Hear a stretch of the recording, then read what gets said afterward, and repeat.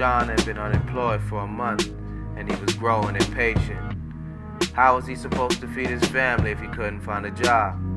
Nobody would hire anybody with a record, but he refused to go back to the streets.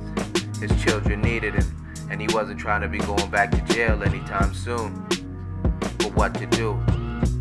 Stressing out in his brain, he called his homie from up the street that sold weed and asked him to spot him 5 until he could pay him back. He had promised his girl he wouldn't smoke anymore, but it was either that or go out and do something stupid. He needed a change of perspective. The world preached redemption, but nobody would give him a chance to show that he had changed.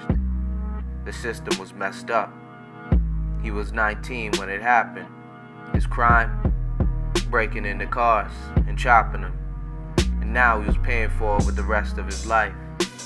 And as Sean was walking outside his neighborhood, he saw a couple kids breaking into an old Cadillac DeVille.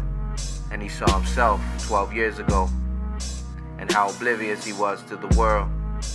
It was crazy to see the same things in the streets happening over and over again. But what could he say to him? He didn't even know what to do. He had no money and was basically on the edge of getting back into the streets himself.